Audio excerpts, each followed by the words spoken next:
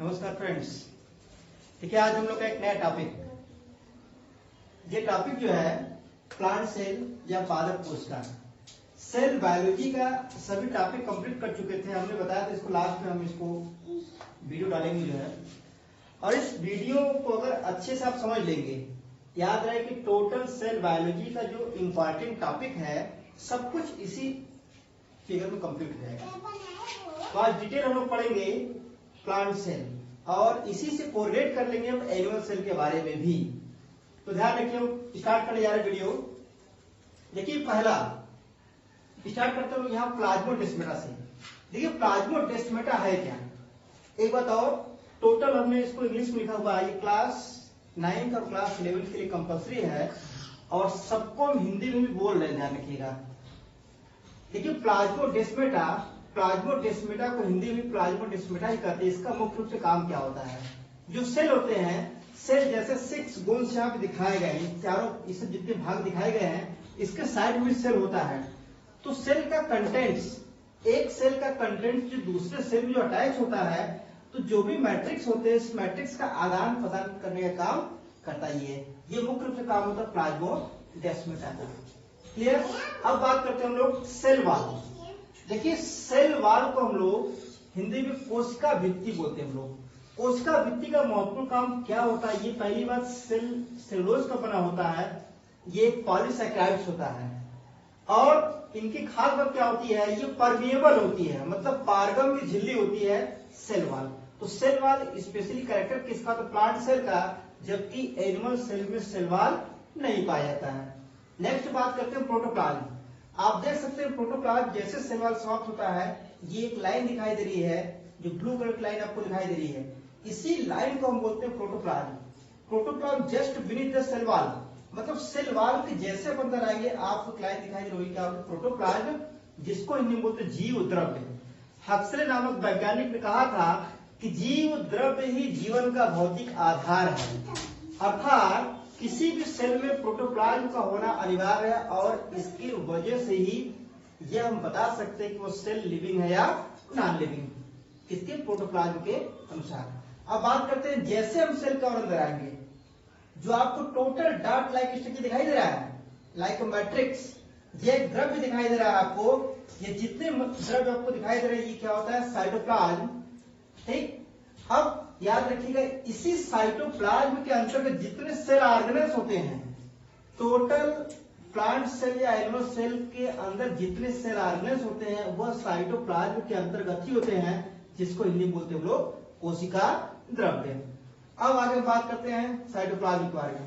देखिए नेक्स्ट है ribosome. Ribosome की खोज पैलाडे नामक साइंटिस्ट ने किया था। इसका महत्वपूर्ण काम क्या होता है, प्रोटीन सिंथेसिस, प्रोटीन का निर्माण करता ये है। अब देखिए राइबोसोम की लोकेशन कहां हो सकती है, राइबोसोम की लोकेशन लगभग 3 जगह हो सकती है।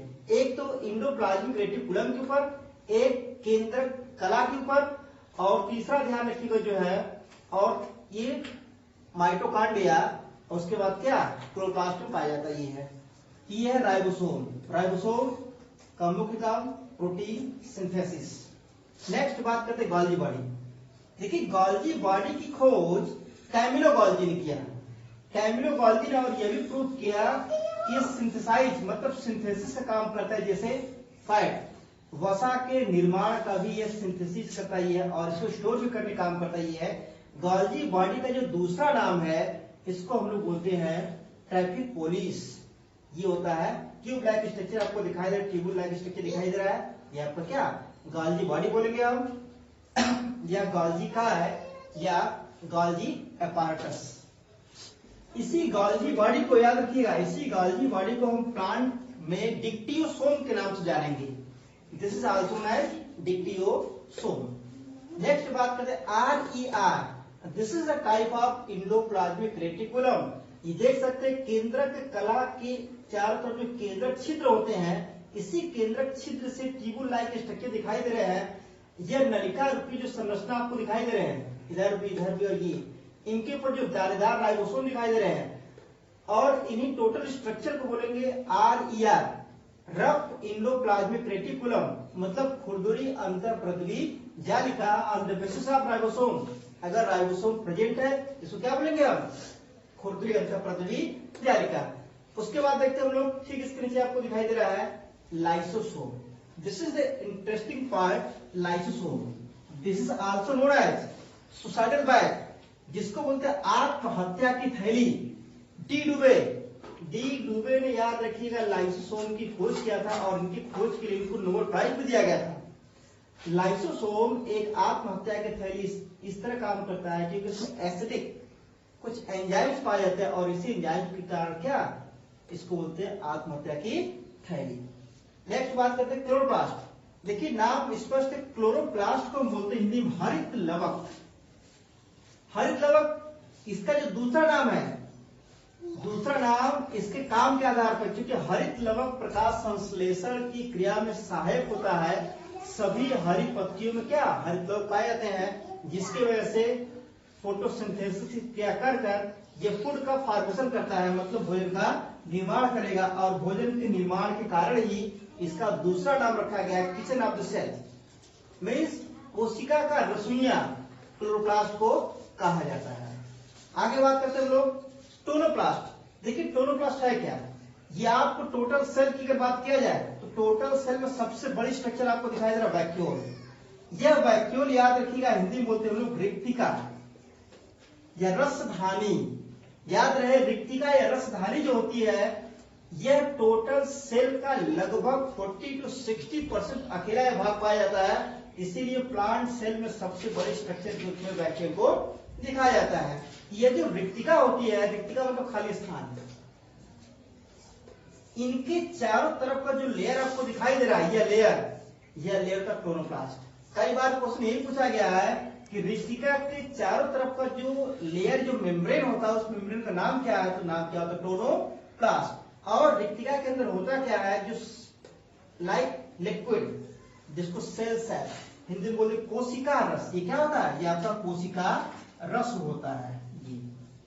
ये कोशिका रस होता है, ठीक। ये क्या होता है, सेल सैप क्या होता है, रिक्तिका के अंदर वाला भाग पाया जाता है। और इसी वैक्यूल के कारण ही सेल की टर्जिडिटी मेंटेन होती है। याद रखिएगा, सेल का श्रिंक होना, स्वेल होना, मतलब पिचकना और फूलना, याद रखिएगा, इसे रिक्तिका के कारण ही होती है।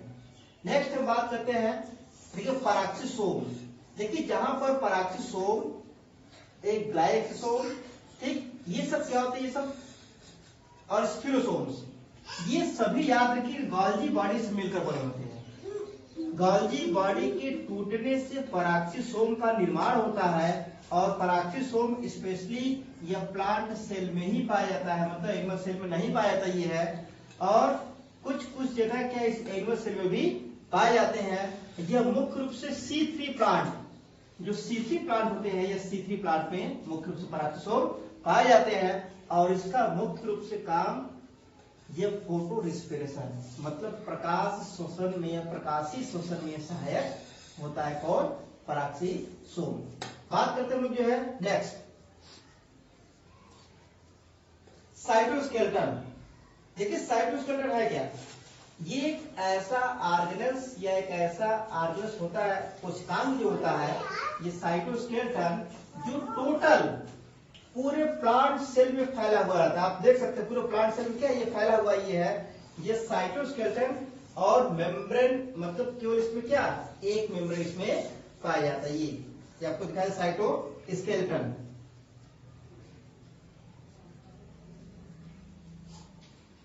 आगे लिखते हैं जो है स्पिरोसोम्स।